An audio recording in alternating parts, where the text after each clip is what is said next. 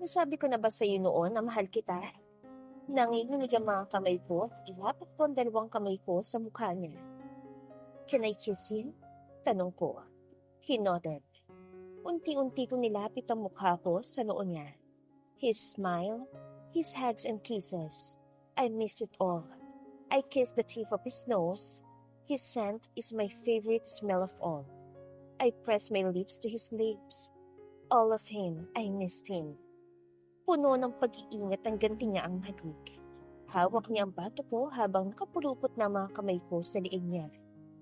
Pinagsaluhan namin ang halik na matagal din naming hindi natikman. Ang halik na puno ng emosyon. Ang halik na kahit kailan hindi ko pagsasawaan. Sobrang saya ko. Sa sobrang saya ko, kusang tumulo ang luha sa mga mata ko. Sa sobrang saya ko, sumakit bigla ang puso ko. Sa sobrang saya ko, umiyak ako. Nang maramdaman niya ang luha na kumawala sa mga mata ko, dahan-dahan niya akong hinarap. Ayoko makita niya ang itsura ko. Ayoko makita niya na umiiyak ako. Masaya lang naman ako na nandito siya. Masaya lang naman ako na nasabi kong mahal ko siya. Masaya lang naman ako na totoong hinala kung may rason siya kung bakit niya ako pinagtabuyan noon. Masaya lang ako dahil hindi niya ako binigo. Masaya ako kaya umiiyak ako. Niyakap ko siya at sinubsob ang mukha sa leeg niya. Huwag mo kong tignan pakiusap. Sabi ko habang ang mga luha sa mga matay hindi mapikil kakawala. Masaya lang ako, Dave. Halos hindi ko na marinig ang boses ko dahil sa pag-iyak ko. Hayaan mo akong umiyak dahil sa 3 taon na nag-alayo tayo. Natatakot talaga ako. Pag-amin ko, natatakot ako na baka wala akong halaga sa iyo. Natatakot akong patunayan yon dahil ayokong tanggapin na gusto mo lang akong ikama, na hindi mo ko gusto, na hindi mo ko tanggap pag wala tayong anak, na hindi mo ko mahal. Babe, I'm sorry. No, let me finish, please. Sa tindi na yakap niya, ramdam ko ang tunay niyang nararamdaman. Posible pala yun, yakapin ka lang ng tao na puno ng emosyon sa'yo, kahit hindi niya sabihin na alam mo na agad sa isang yakap lang. Natatakot ako sa posibleng mangyari. Ang pinangahawakan ko na lang ngayon ay ang mga anak natin, at ang isa sa pinakamagandang nangyari sa buhay ko, kahit hindi ako sigurado kung naipasaba. This time, sasabihin ko na lahat. This time, I will let my guard down. This time, I'll share my pain and worries with him.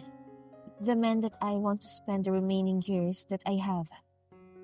That's why I'm so sorry, Dave. I'm sorry dahil wala ako sa mga panahong mag-isa ka. Madami akong pagkukulang sa'yo. Babe, that's enough. Hinarap niya ako sa kanya. Yung mga mata niya na puno ng pag-aalala habang nakatingin sa akin.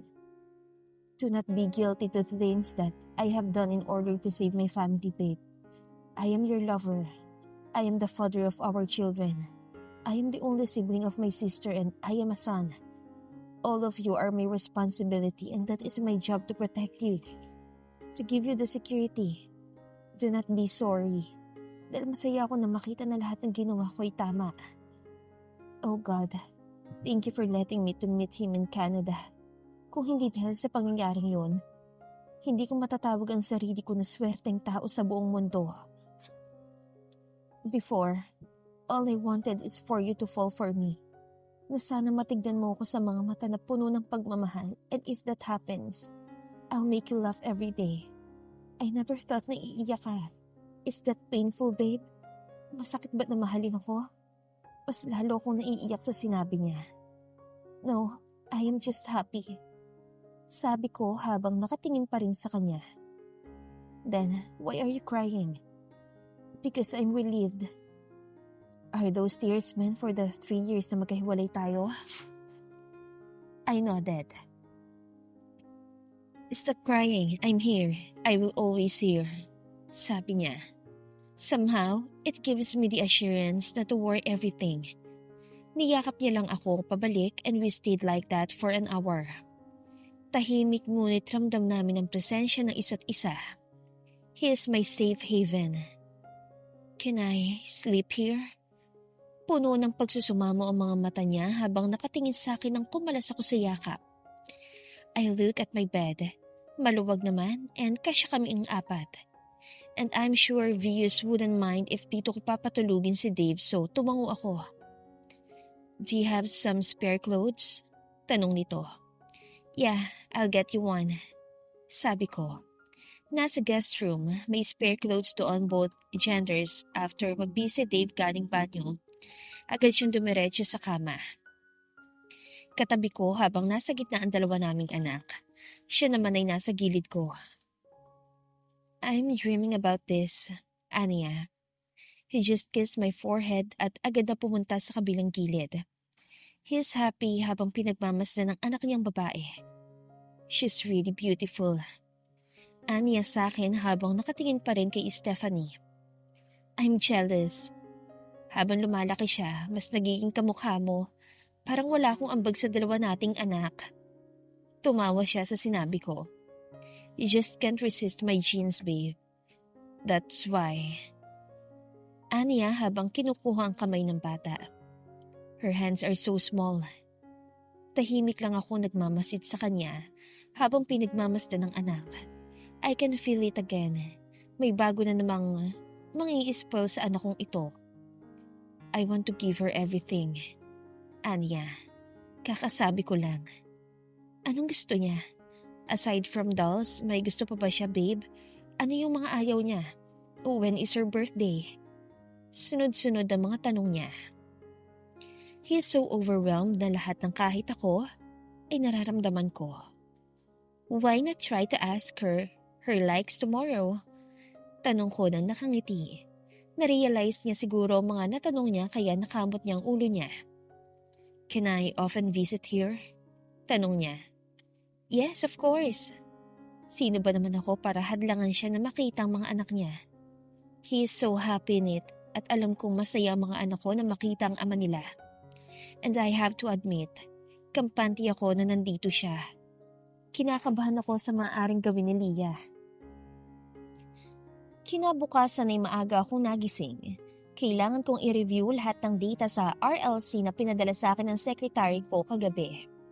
Tulog pa ang mga bata at si Dave. Bumaba ako para uminom ng tubig at nakita si Vios na nasa kusina habang may 3 in-can ng beer sa harapan. Kumunot ang noo ko nang makita siya na umiinom. 3:00 pa lang ng madaling araw at heto, beer nang iniinom. Kanina pa ba siya nakauwi? Hey wife, Anya na makita ako. Bakit ka umiinom? Tanong ko sa kanya. Lumapit ako at kinuha mga lata ng beer na wala ng laman para itapon. Wala lang, naisipan ko lang. Sagot niya. May problema ba siya? May problema ba? Tanong ko sa kanya. If may problema siya, baka makatulong ako. Lagi ko siyang tinutulungan dahil kapatid ang tingin ko sa kanya. Dahil sa kanya, ligtas kami ng mga anak ko and I'll do the same kung kailangan niya ng tulong ko. Wala, bakit mo naman nasabi? Natawa pa siya habang inubos ang laman ng alak sa loob ng beer na nasa kamay niya. Parang meron eh. Siya nga pala, hindi na ako nakapagpaalam. Dito ko pinatulog si Dave. Sorry kung hindi ako nagsabi sa'yo. Sabi ko. Alam na niya? Patukoy nito tungkol sa katotohanan kay Stephanie and I know that. That's good to hear.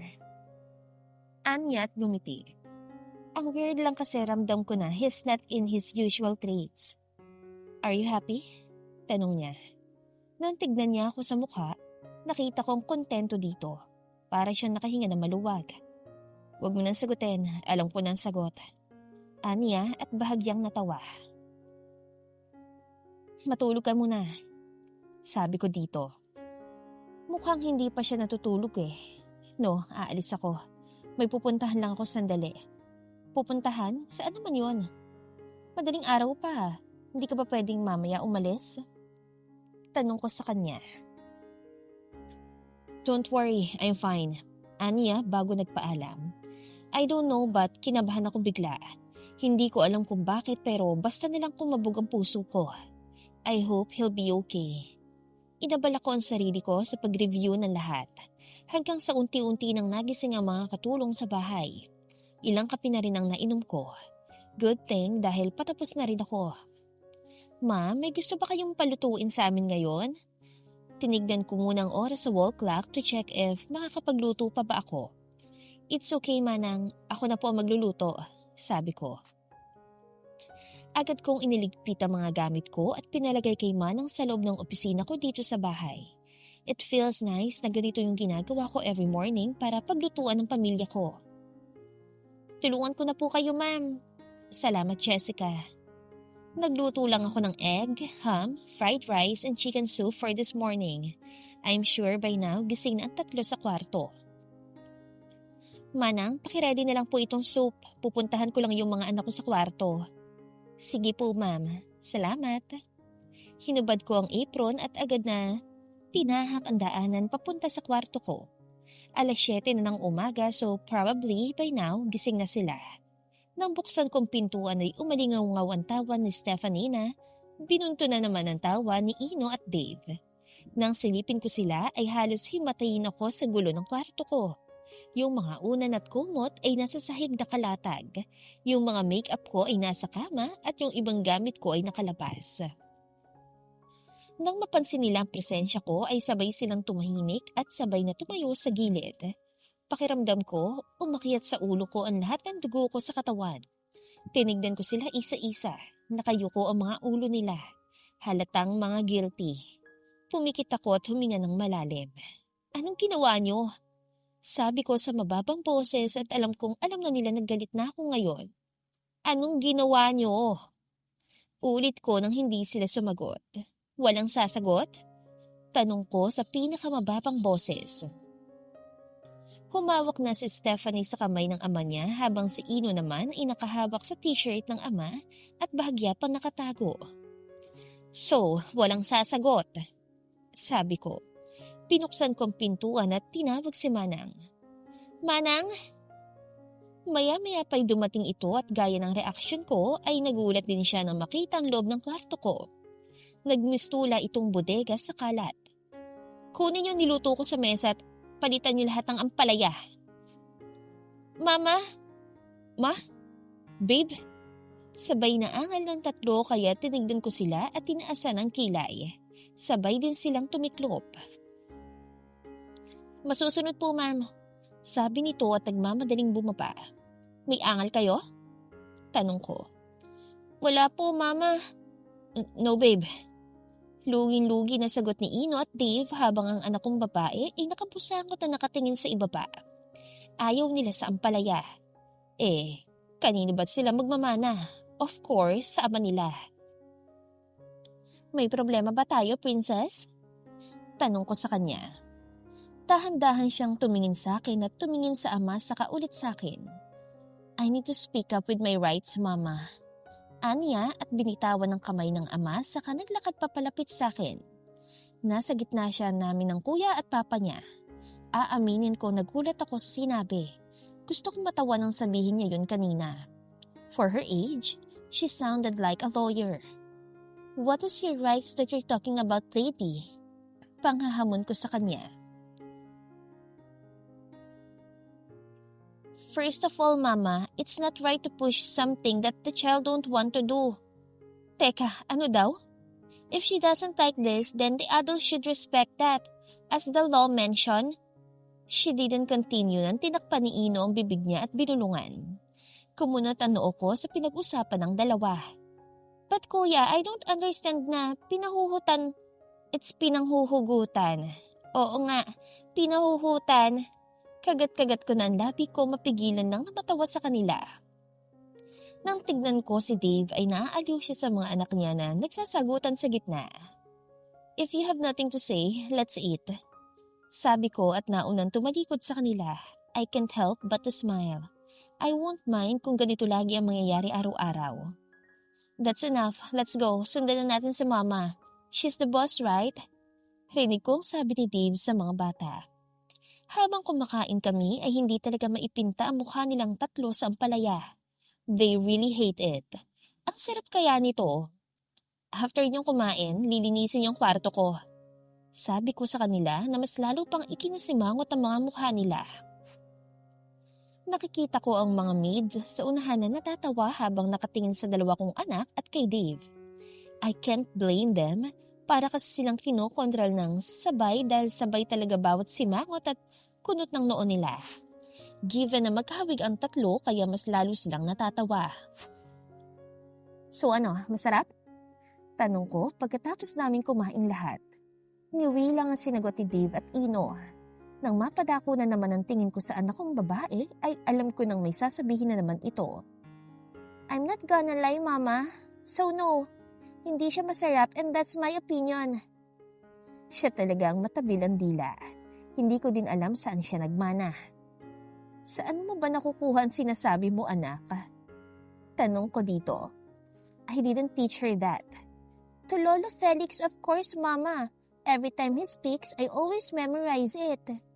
Anya, you want to become a lawyer, princess? It's Dave, habang kinukuha si Stephanie sa upuan nito para ikandong sa kanya. Yes, Papa, but gusto ko rin maging si Mama. Papa said that me and Kuya will manage the company in the future. That's why po I'm studying. Para ako nakikinig sa isang 10 years old na bata where in fact, she's just turning 3 next 2 months. Gusto mong maging gaya si Mama? Why? Tanong ng ama. She's the boss so I want to be the boss too. May company ka rin po ba, Papa? Tanong niya kay Dave. Yeah, may company din si Papa. Really, Papa? That's great then. Nagulat ako sa sinagot niya kay Dave. At bakit naman ito tuwang-tuwa? Why are you happy, anak? Tanong ko.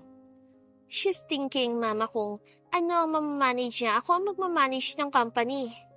Singit ni Ino. Kuya, that's not true. I'm thinking, anong imamanage mo if I'll take over the company? What? Ang babata pa nila para sa bagay na yan and here they are. Diyos ko. Hey, stop it. You're too young. Marami pa kayong kakainin bigas bago ko ibigay ang company sa inyo. Sumingit na ako. Parang iba na ang puntahan sa usapan nila.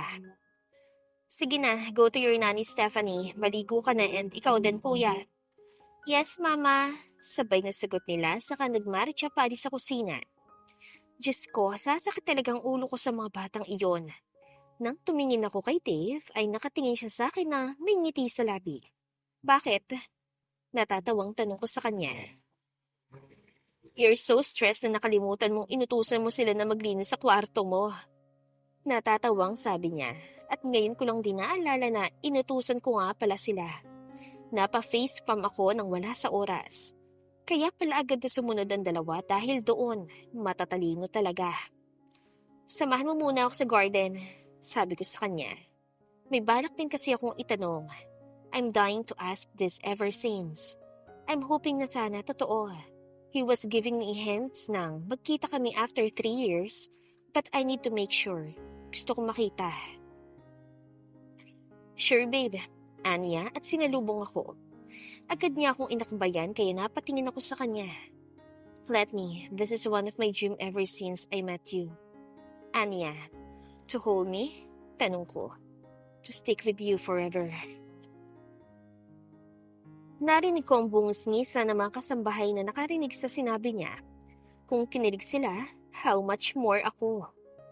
Before you go home, pwede ko bang malaman kung na-process yon? I am hoping for the yes answer. My heart is pounding so fast. Hindi ako handa sa sagot niyang no kung no man. Hindi ko din kasi alam kung na-process ba yun o hindi. It's like a play but sineryoso ko yun because I trust Dave. What do you think? Tanong niya na may ngising naglalaro sa mga labi. Kumikinang ang mga mata na tila ba tuwang-tuwa sa nakikita sa reaksyon ko ngayon. Yes? Hindi ko siguradong tanong. I hope it's a yes. Parang nakaka-disappoint pag hindi. Gusto mo talagang yes, no? Anya. Enjoy na enjoy sa panunukso sa akin. Ayaw mo ba? Hell no, kinikilig nga ako. Anya at nagtago sa leeg ko. Hindi mo pa ako sinasagot. Sabi ko sabay kurot sa tagiliran niya. He didn't even flinch sa ginawa ko. What a body. Yes, babe. Hindi naman ako papayag na hindi yun ma-process. Yun lang ang pinangahawakan ko para mabawi kayo ng mga anak ko sa sino mang magtangka na agawin kayo. So possessive, Mr. De Silve. Pwede ko ba yun makita? Tanong ko. Of course, babe. Anya habang hinahalikan ako sa noo. Thank you, Dave. Nakangiting sabi ko dito. I have a request. Hope it's okay, babe. What is it? He looks serious. Ano itong request niya at seryoso siya ngayon? It's not my request actually. Request to ng mga kaibigan mo. Are you ready to meet them?